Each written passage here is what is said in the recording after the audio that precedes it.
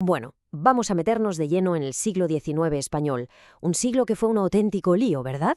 Revoluciones, cambios de rey, guerras, de todo. La idea aquí es poner un poco de orden, seguir un hilo cronológico para que todas las piezas encajen, sobre todo si hay que preparar algún examen. Y es que esa es la gran pregunta. A ver, ¿cómo se resume un siglo con tanta movida? Puede parecer un laberinto casi imposible de memorizar. Pero tranquilidad, vamos a intentar trazar una especie de mapa para no perdernos y ver cómo se conecta una cosa con la otra.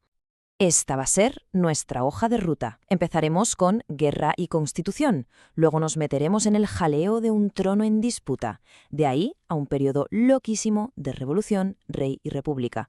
Veremos cómo intentaron poner orden con el sistema de la restauración y cerraremos viendo cómo cambió todo, la sociedad, el arte y el final del siglo. Venga, vamos al lío. Y nuestro punto de partida es bastante violento. El siglo XIX en España arranca, por así decirlo, con el estruendo de los cañones de Napoleón. La Guerra de la Independencia es el pistoletazo de salida que va a marcar todo lo que vendrá después. Y ojo, porque aquí está la clave para entenderlo todo. Esto no fue solo una guerra de ejércitos, fue en el fondo un choque brutal entre dos mundos. Por un lado, el absolutismo, el antiguo régimen, donde el rey lo era todo. Y por otro, el liberalismo, esa idea revolucionaria que decía que el poder no es del rey sino de la nación. La invasión napoleónica fue la chispa que hizo que todo esto explotara. Vamos a los hechos. Todo arranca en 1808. Entran las tropas francesas y el rey, Fernando VII, está fuera de juego. Pero lo increíble es que la resistencia no vino solo del ejército. Fue el pueblo el que se levantó en armas, organizando las famosas guerrillas. Y lograron algo impensable. En la batalla de Bailén, el ejército de Napoleón, hasta entonces invencible, sufre su primera gran derrota en campo abierto. Imagínense el impacto de esa noticia en Europa. Y en mitad de toda esa guerra, con el país patas arriba en medio del caos, ocurre algo extraordinario. Esta fecha, 1812, es absolutamente fundamental para entender la España de hoy en día. ¿Y qué pasó en 1812? Pues que en Cádiz, la única ciudad que resistía a los franceses, un grupo de diputados hizo algo revolucionario: escribir la primera constitución de la historia de España, la famosa Pepa. Pensemos en lo radical que era aquello. Por primera vez se ponía por escrito que el poder no venía de Dios al rey, sino de la nación a sus representantes. Una auténtica bomba. Aunque luego Fernando VII la eliminó en cuanto pudo, esa idea ya no se pudo borrar. Se convirtió en el sueño y la bandera de todos los liberales del siglo. Uno podría pensar que después de echar a los franceses llegaría la paz, pues va a ser que no. La muerte de Fernando VII, en 1833, fue como abrir la caja de Pandora.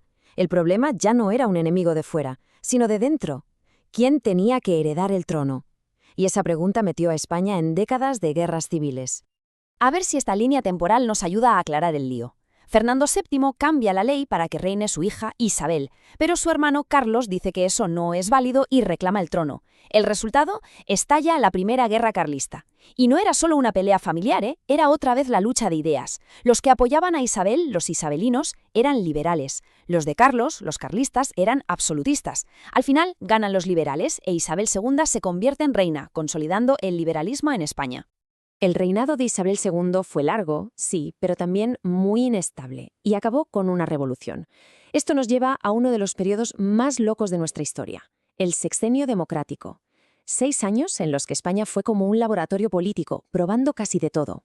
Hay que grabar esta fecha a fuego. 1868. Es el año de la revolución que echa a Isabel II y abre un periodo de experimentación política como nunca se había visto en España.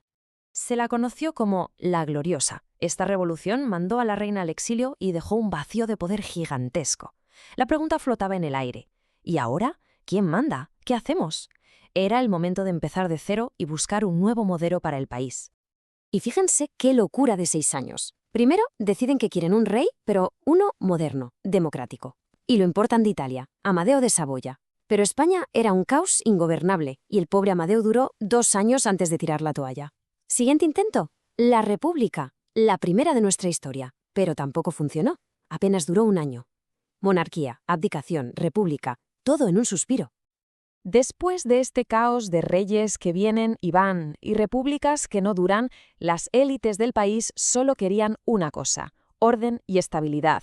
La solución que encontraron: volver a lo conocido, traer de vuelta a los Borbones con el hijo de Isabel II. Y así empieza el periodo de la Restauración. El truco para lograr esa estabilidad fue un sistema llamado el turno pacífico. Suena bien, ¿verdad? La idea era que los dos grandes partidos, el conservador y el liberal, se fueran turnando en el gobierno sin pelearse. Pero, ¿cómo se aseguraban de que siempre ganara el que tocaba? Pues muy fácil, con fraude electoral. Las elecciones eran un teatro. ¿Había estabilidad? Sí, pero la democracia era una farsa. Y aquí los tenemos, los dos jugadores de esta partida de ajedrez político. A un lado, Cánovas del Castillo, líder del Partido Conservador. Al otro, Sagasta, del Partido Liberal. Ellos fueron los arquitectos de este sistema, los que movían los hilos para que el turno funcionara, pactando quién gobernaba en cada momento durante décadas. Pero claro, la historia no es solo política. Mientras en Madrid se turnaban en el poder, el resto del país estaba viviendo una transformación silenciosa pero imparable. La llegada de la industria y las nuevas ideas estaban cambiando la forma de vivir de la gente. Aunque España no fue una superpotencia industrial, la llegada de las fábricas lo cambió todo. Muchísima gente dejó sus pueblos para irse a las ciudades a buscar trabajo. Esto provocó un crecimiento urbano brutal y el nacimiento de una nueva clase social, el proletariado, los obreros de las fábricas, que pronto empezarían a luchar por sus derechos. Y si queremos un testigo de todo este siglo tan convulso, solo tenemos que mirar los cuadros de Francisco de Goya.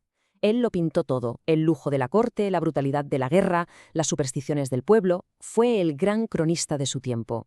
Y para cerrar el siglo, el arte dio un giro hacia la belleza y la fantasía con el modernismo, que llenó de formas orgánicas y color ciudades como Barcelona. Y mientras España estaba enfrascada en sus propias peleas, al otro lado del Atlántico, su imperio se hacía pedazos. Como vemos, la causa principal de la independencia de las colonias americanas no fue tanto la fuerza de los independentistas, que también la tuvieron, sino la propia debilidad de una España que no podía controlar lo que pasaba en su propia casa. Y así llegamos al final del siglo y al final del imperio. La fecha es 1898. Una guerra corta y humillante contra la nueva potencia mundial, Estados Unidos. Y España pierde sus últimas colonias importantes, Cuba, Puerto Rico y Filipinas. Se le llamó simplemente el desastre. Fue un golpe durísimo a la moral del país y el verdadero punto y final a una época. Y con esa sensación de derrota se cierra el telón del siglo XIX. La pregunta es inevitable. ¿Qué España heredó el siglo XX? Pues heredó la idea del liberalismo, pero también una división profunda, una inestabilidad política crónica y una sociedad en plena transformación. Entender este siglo es la clave para comprender las tragedias y los logros que estaban por venir.